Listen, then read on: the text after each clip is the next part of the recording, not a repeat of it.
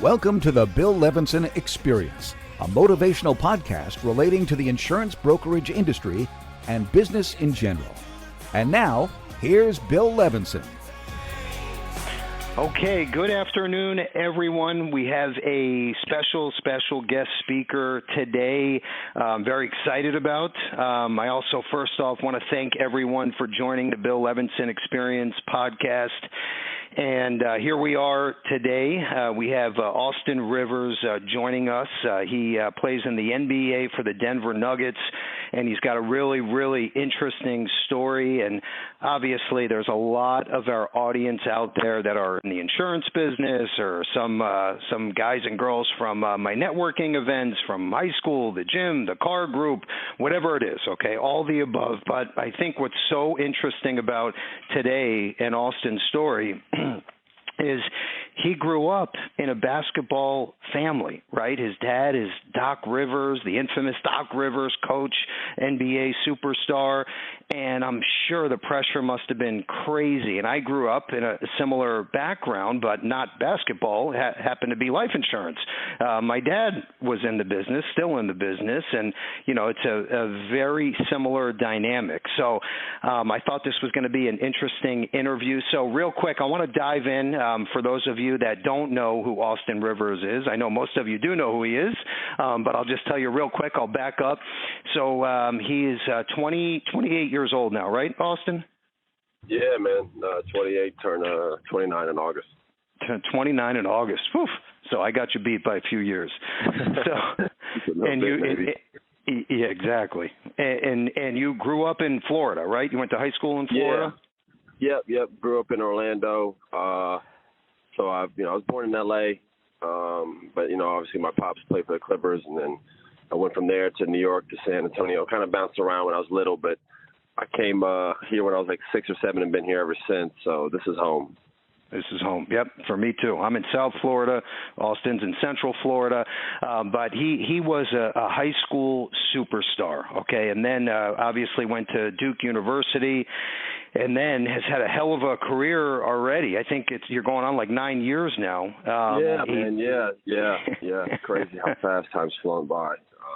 But I plan to have my best years ahead, man. My next 3 or 4 years.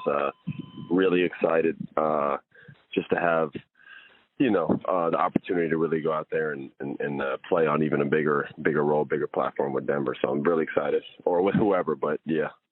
And by the way, he just came off. They made the second round of the playoffs, and he crushed it during the first round. So when he says bigger scale, I can't even imagine how much bigger, but obviously you want to keep growing. So I get it. Yes. I want to be playing now like some of these other teams are. I want to win, so I gotta keep going. Gotta keep improving. Got to keep going. So real quick, just to back up a little. So he's played for the Pelicans, the Clippers, the Wizards, the Rockets, the Knicks, and now the Nuggets. And here's another interesting part. He was the first and I think the only player to play for his father in the NBA. Is that right? Yeah, Austin? I'm pretty sure. Yeah, I'm pretty sure. Well, I am the only one. I mean, I think one of them had maybe a 10-day one time. I don't know, but yeah, but legit. For multiple years, especially or even a year, I'm the only one. So that's crazy. Unique stat. that is crazy. Yeah. And it happened to be the same team your dad played for, right? The Clippers, and then he was the head coach. Yeah, no doubt. Very interesting. So let's just start off real quick. Just, if you can, let's share with the audience for a minute. I'm sure growing up in this family, you had like a basketball spoon in your mouth and a lot of pressure. I'm sure you were, 6'4", and the eyes were on you. Like, is he going to make it? Is he going to the NBA? The pressure must have been just insane, right? Growing up, like you knew you had to perform. Yeah, I mean, for me, it was never about the I never really cared about other people's pressure because my expectations of my own were probably higher. Yep. I think when you set your own goals and your own limits, or not limits, but your own levels that you want to reach, you're so busy getting lost into that. I just never really thought about like who my my dad wasn't like the pressure of people seeing me. Maybe early on when I was like 7 or 8, but as soon as I started to get like the hang of the basketball game, I decided early on that I was going to be my own person, my own player. Whatever that ends up being, it ends up being. Maybe I end up having a better career than my dad. Maybe I don't. That made no difference to me, but I knew it was just going to be my path, and it allowed me to kind of just be loose. And when I did that, the better I played, and obviously my career was able to prosper. I love it. What's so funny is I went through the same exact thing. I was always into cars and motorcycles, and that was like my passion. And then my dad was in the insurance business, and he said, I'd love to teach you the ropes, and I want to show you the business basically. And I finally said, fine, let's do it. I was like 21, 22 years old. And for so many years, I was constantly like, my dad's name is Kerry. So they said, Kerry's son is growing up in the business now, and I wonder what direction he's going to take the business. And you're exactly right. It's like as soon as I said to myself, you know what, this is my life, and I need to either perform or just basically be stagnant, and it's all about you, and you don't have to worry about what others think, and be your own person and stay on your own path, stay in your lane, is what they say. And I did exactly that. So just like what you did, same kind of thing. I love it. I love it. So, we talk about, obviously I'm in the insurance business, you're in professional basketball and the NBA. And, I think it's very important, like we talk about, having a great drive and passion and discipline and positivity and doing whatever it takes to be successful. What is your, like, how do you keep your foot on the gas 24/7? Like, do you have like a personal coach, or do you read books, or from the gym, or audio books, or anything, or do you just know in your head? I just started reading books, but obviously you read books growing up, but I just started to get recently back into books. I was realizing I was watching too many movies when I was on these planes going to games. So I was just like, I need to start opening some books here and start reading. But for me, what pushes me is all just continuing trying to chase who I want to be, who I want myself to be a year from now.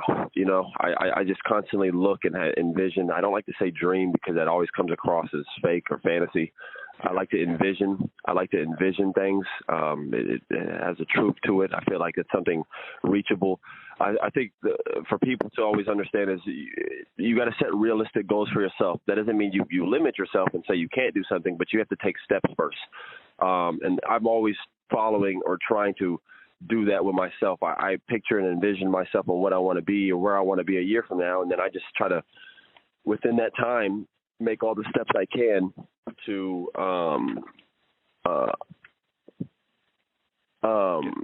to achieve that. You know what I mean? Like that's just the kind of the best thing I try to do. So I don't know if that answers your question, but I'm never like satisfied with something. You look at some of the greats that have been able to do, much more,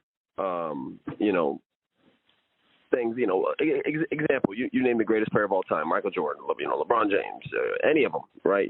What keeps them going? So if those guys don't stop, then why would I ever stop? You feel me? Like I have so much to prove, so much to gain. So I always try to set realistic goals for myself every year, and then just take steps to continue to prove. I'm always chasing who I want to be, a better version of myself. Yep. No, that's strong. And the way I look at it, obviously LeBron and Michael, just unbelievable superstars. And at the end of the day, they're just like you and me. What's the difference? Obviously they're super talented and their drive is unbelievable, but so are you. So I feel like just the sky's the limit, and there's no stopping you, right? It's how far you want to take it. That's it. And what's the work that you're willing to put in to get to the next level? I feel like that's what it all comes down to. And it's great. And speaking of Jordan, I'm listening to this book. I don't really like to read books. I like to go to the gym and I put my headphones on and I listen to these audio books. And I've learned so much. And right now, have you heard of Tim Grover, which was Michael Jordan? Of course. Okay. Yeah. So he just came out with this book called Winning. and I just finished it right now, and he talks about, what it takes to be at that level. He was Kobe's coach and Jordan's coach, and he talks about like their discipline and the work ethic and how you have to put this first and do whatever it takes, and it's mind-boggling to me. And then he talks about, like, he shares, what it was like training Jordan every day and his work ethic, and it just blows my mind to hear what these guys go through, and I'm sure, you probably take similar steps, with your career. It's got to be similar. The work that I've had to put into to get here has been, obviously you just have to sacrifice a lot, especially time, more than anything. The only thing is time. You sacrifice time with your family. I sacrifice time with my kids. I sacrifice time with my friends growing up. I was a kid in high school. I didn't drink. I didn't drink in college. I didn't go to parties. I didn't go to a lot of school dances. I was always traveling, doing basketball. And again, I miss those things. And, I remember my friends saying, come here, you're going to miss this, you're going to do that. But I was like, man, I know what I want to be a couple years from now, man, and I want my life to be different. I want to be what my pops does. I want to do that my own way. So I just knew to do that. I had to sacrifice stuff and work, and it all worked out. But, awesome. It's been pretty cool. And it's interesting. I'm sure a lot of your boys, a lot of your friends are doing great, but I'm sure a lot of those guys and girls from years and years ago, the ones that, were the popular kids and everybody loved to be around them and they were at all the parties, most of those guys aren't even close to the level where you are today. I'm sure a lot of them are, but I'm sure a lot of them aren't. And that's what had to be done. It's not even a question. You know what I'm saying? That's just most of these guys. Again, that's no disrespect to anybody. Everybody's paths and lives are different. But I came at 18. I got drafted into the league. Most kids are in college. And I didn't even know how to handle that. I'm making millions of dollars at 18 years old, and I got my friends and family. I met friends in college, worrying about a test. You know what I mean? It's just, it happened fast. But again, like, this is stuff that I prepared for and stuff I try to envision, long term. And I knew early on I didn't have the advantage. You got to understand, obviously, where I come from. I grew up in a nice neighborhood. I grew up with a nice house above my roof, and I had a car at 16, 17 because of who my dad was. Just like, my friends in the neighborhood I lived in. The difference was my friends had parents who had a business, a job that they could pass down to their kids, or they could, integrate their sons in, or their sons could take over their business. What my dad does for a living, you can't do that. My dad can't pass down a coaching job to me or get me drafted in the NBA. Like, you have to be a top tier player to do that. You know what I'm saying? Right. So, like, I had no choice but to make these sacrifices. If I wanted to be anything like my pops, just like my friends wanted to be like their dad, all they had to do was just party and go to school. And when they got out of school, they had a job waiting for them by their parents. You know what I'm saying? Like, I didn't have that. For me to do what I did or what my dad did, I had to, I became the top player and had to get a draft. I had to get top pick to New Orleans. It was a different path, and I knew I couldn't do the same things my friends did. And that's a key thing. I think people have to know that their lives and their paths are different, and everybody's approach should be as well, depending on who you are and what you got to do. Yep, you had to prove yourself, and what people don't understand, they think, oh, your dad, he's a coach and a superstar and a legacy in the NBA, but not only do you have to perform at like what all the other players are performing at, you have to take it even a step further because you're let's say Doc Rivers' son, whatever it is. Yeah, no doubt. It was always I've always had a chip on my shoulder. I still do to this day. Even now, just because I'm constantly trying to prove stuff to myself, but in the process, I'm always trying to prove any naysayer or doubter wrong. I don't like to give haters too much credit because you're always going to have those no matter what. Right. It's actually a sign of usually respect in a lot of ways, depending on how you look at it. And that you're doing great things. Yeah, you're doing great. They wouldn't be talking about you if you were just a normal dude not doing that much. You know what I'm saying? So people like what they're not. I mean, people don't like what they're not or what they can't be. And that's just what ends up happening. So I had to have that approach, and it's still a chip on my shoulder till this day. And it pushes me. It pushes me, obviously, being in that shadow. You know, you grow up in a shadow, and people say, "Hey, you're Doc's kid." I'd say, "No, I'm not. My name's Austin." I love it. I love it. So it's always been a thing for me, and it will be for the rest of my life. And I know my kids will have it even harder than I did, because you know, they had me and their grandfather and their uncles, and a lot of people. My family ended up being in the NBA, so I know they're going to have it harder than I am. So even that's something I learned. Even I think your brother-in-law is Seth Curry, right? Yeah. So we got a basketball family. I mean, all of us are kind of locked in here. My kids got no choice to play basketball. Oh, jeez, I can't even imagine. Yeah. Now, let me ask you. I'm going to shift gears, and I know, by the way, Austin's being so generous with his time. You know, this is his summer basically. So we appreciate you, and I don't want to take any extra minutes. But let me ask you. This is a big one. We're talking about your dad, and obviously my dad. What would you say a couple like great lessons were that you learned from your dad, like that you use, you know, either in your career or your personal life, whatever?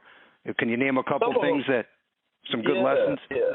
Yeah. Some of them are simple. I think, you know, I mean, you know, on the internet, you have so many people saying so many wise things, right? Everybody on the internet's always wise, and everybody always has, you know, quotes and comments to say. And because of that, I think some of the simple ones just go over your head. One thing I say that because the one thing my dad always taught me was just never get too comfortable. He said, just never get too comfortable. And I know it's just a simple, vague statement that I know everybody's heard so many times, but he would remind me every time I would do something great, he'd always be so happy for me. And then he'd wait a couple of days and be like, hey, I just want to let you know, don't get comfortable. Don't ever get comfortable. He'd say that all the time. Don't get comfortable. No, he says it now. I mean, that's just what it is. And every time I've ever had issues or I've had problems or I've had bad performances or a month where I wasn't, you know, maybe playing as well as I did last month, it's always been due to foot off the gas a little bit comfort, because that's what you do as a human. You know, you start doing good things, you do great, and then you breathe and you're like, all right, let me relax. No, you got to keep going, because that's what, you know, there's always someone trying to take your spot in my business and in your business. There's always another guy trying to come along, right? So, you know, that was a simple logic by me is for my pops is never get too comfortable. So that was one. And then this is more of a basketball thing, but, you know, in terms of basketball, he just said never try to be cool. He said don't play cool. Cool guys finish last every time. He's like, people are coming to watch you play so you can look cool, people or try to act cool. People are coming to see you be a dog and perform. My dad always tells me that the cool guys finish last. He goes, you know, the guys who get after there, don't worry about looking the way they look, and they just go out there and play hard. Those are the guys that end up looking cool. Those are the guys that end up getting paid the most. Those are the guys that end up doing whatever they want to do anyway. You know what I mean? So I was like, I've always tried to not be something that I'm not. I just try to be me and be comfortable and just in my skin, and then never get too comfortable in terms of what I got going on in my life. Just always pushing myself. So simple stuff I'm sure you've heard before too, but it resonates. Yeah, but that's strong. That and it's so true, and it happens so many times. In fact, in that book, Tim Grover's Winning book, he talks about that, and he says there's so many guys, they're super talented. He comes across in the league, you know, that they're so worried about their brand and social media and followers and looking cool. So much. It's changed so much. That's what he said. I mean, just with social media now and with the way, and again, it's a different burden that what players have to deal with now than what they did back then. It just is. I mean, can you imagine if Michael or these guys had social media with the stuff that they were doing on the off court? You know, that wouldn't have flied. You know what I mean? So it's just like we have a different burden on us. All of us do that live in today's day and age who are on social media, especially if you are in the public eye. But there's so many guys who get so caught up into that thinking that's what's important when they don't realize that the only reason people follow you in the first place is what you do. You know what I mean? It's they don't know you as a person. You know, you have 2 million followers. You do not have 2 million friends. You know, these are people who are following you to do what you do. Don't ever let that go. The biggest mistake I always see people do, and I never try to limit someone's talents or skills because people are capable of so many things. But I see guys come to the league and they forget why they're there, and they'll start doing something like, yo, I got a rap album coming out, I'm directing a movie. I'm all for guys venturing off in different stuff. Just don't ever let it get in the way of why you're here in the first place and why people even want to hear you rap maybe or hear a movie from you. It's because you're a basketball player, you know, exactly. So I never try to forget what got me here and what's going to take me forward. Even though I do have side stuff I do too, I never let it get in the way. Yeah, no, that's strong. It's so true. Yeah. So true. And I'll tell you real quick, in the short time that I've known Austin, and by the way, we have this mutual interest in cars, and we love the exotic car stuff and everything else that comes along with it. That's how we met. And let me tell you, since day one, you've been a super nice guy, humble, and just an unbelievable. You're texting me during the playoffs. I'm like, damn, this guy, he's a beast, and still going out and performing. I mean, you guys are. I really appreciate that, man. Yeah, man. Of you know, course. man. Shit. We're all. That's the one thing I think that gets lost, and today, obviously, I'm sure you deal with it, and just even you driving the cars that you get, and the attention that you get on social network, or just in the life that you live.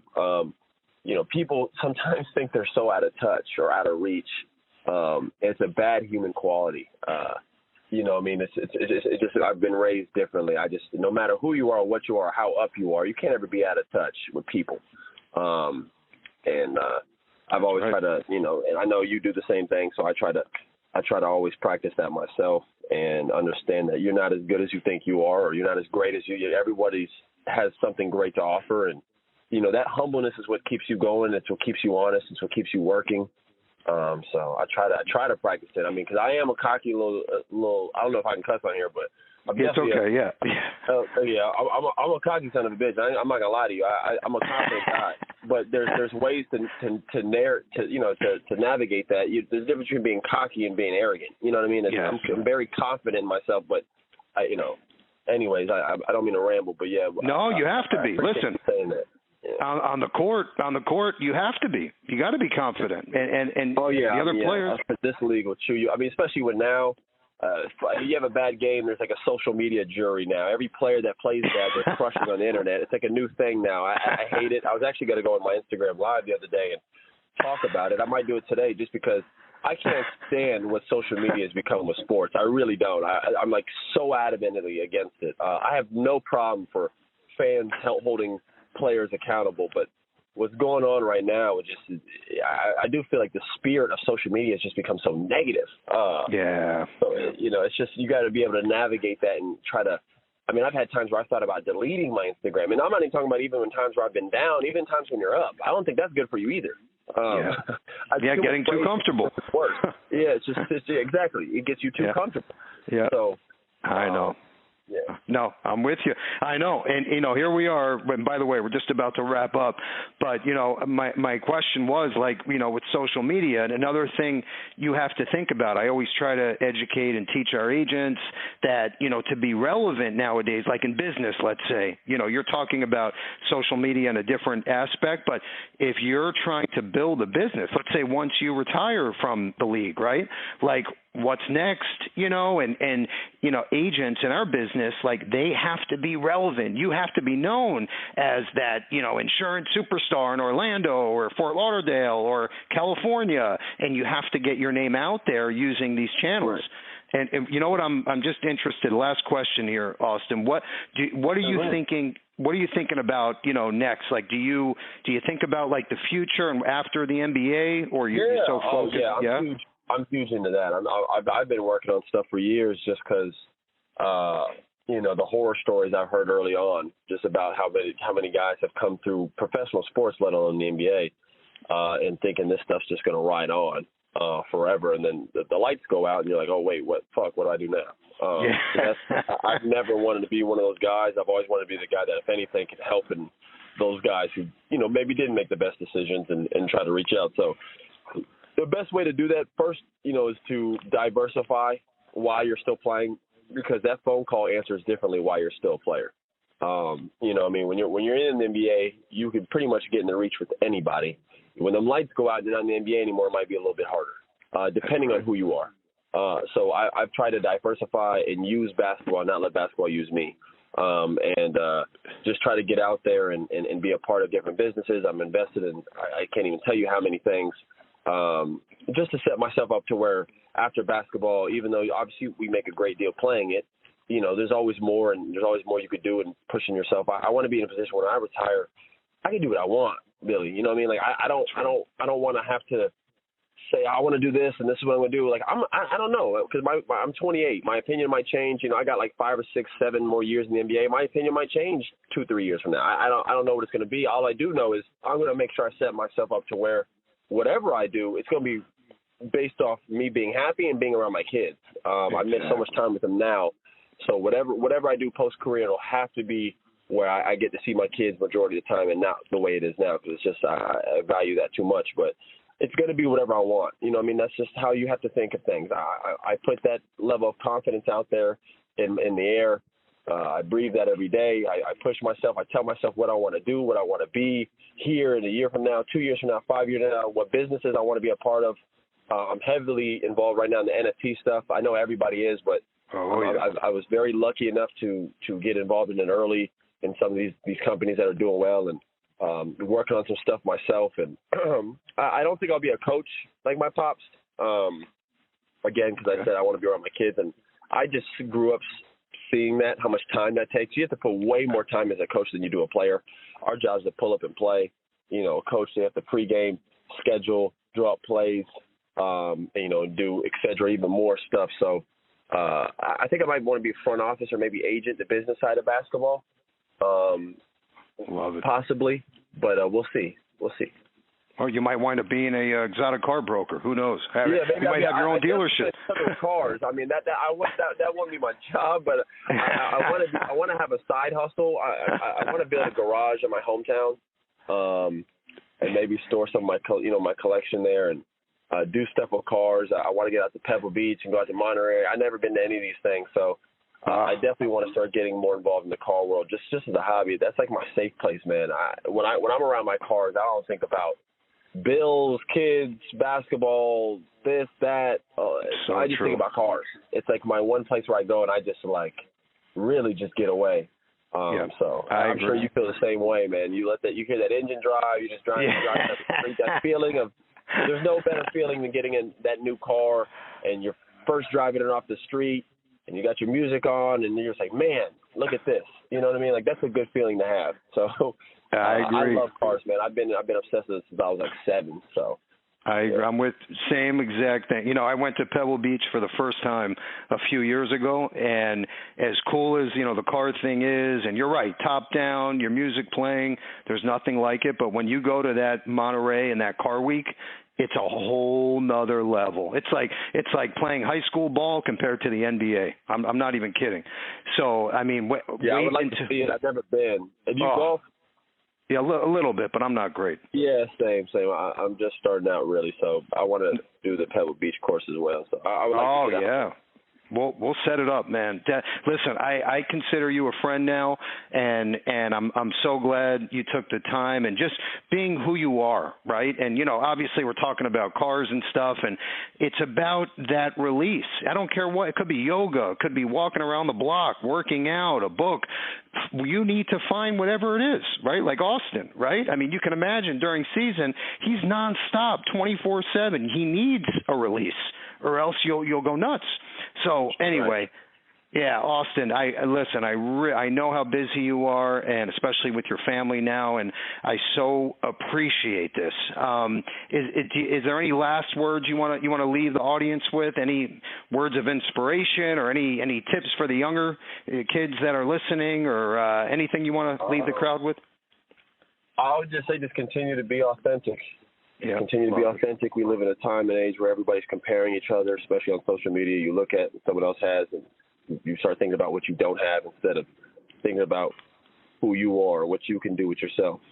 Just focus on yourself. Don't focus on anybody else's path but yours. Don't compare yourself to anybody else but yours. And just focus on being a better version of you each month, each year. Try to improve yourself, be a better version of yourself. Don't worry about what anybody else is. Don't try to be anybody else but you. I think that's the best thing that a person can possibly be. Is I think that breeds more confidence. I think that breeds more self-happiness. Mental health is a huge issue in today's day. I think that is because of social media. That's my personal opinion. I think because there's so much out there, people get so down on themselves and compare themselves so much instead of realizing what they have in their own gifts.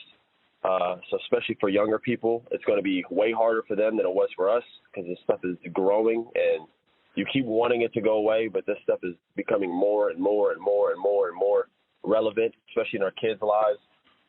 So I would just say that just continue to work on being authentic and focusing on your own path and understand your journey is going to be different than someone else's. It might take you 5 years to do what someone else did in a year, but that's fine. That's your life, you know? So you just got to continue to focus on your path. That's it. That's all I got. I love it. And by the way, make sure, I know we're talking about social media, the good and the ugly, but make sure to follow Austin Rivers on Instagram. And Rivers of Cars, right? What's the car page? Yeah, I got a little page, Rivers of Cars. I don't even know what I'm doing with that yet. I created a couple years ago, and I'm trying to navigate what I want to do with it. I might end up having that as my Instagram a couple years from now. I don't even, because I might just end up doing car stuff. I don't know. I don't know what I'm doing with social media. I'm trying to figure this out. I'm 28 years old and I don't know what the hell to do with it. So.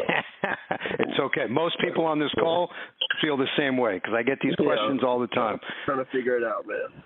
So, but anyway, yeah, follow Austin J. Rivers, and then Rivers of Cars, and you'll see some great pictures and quotes, and he's all over it, super.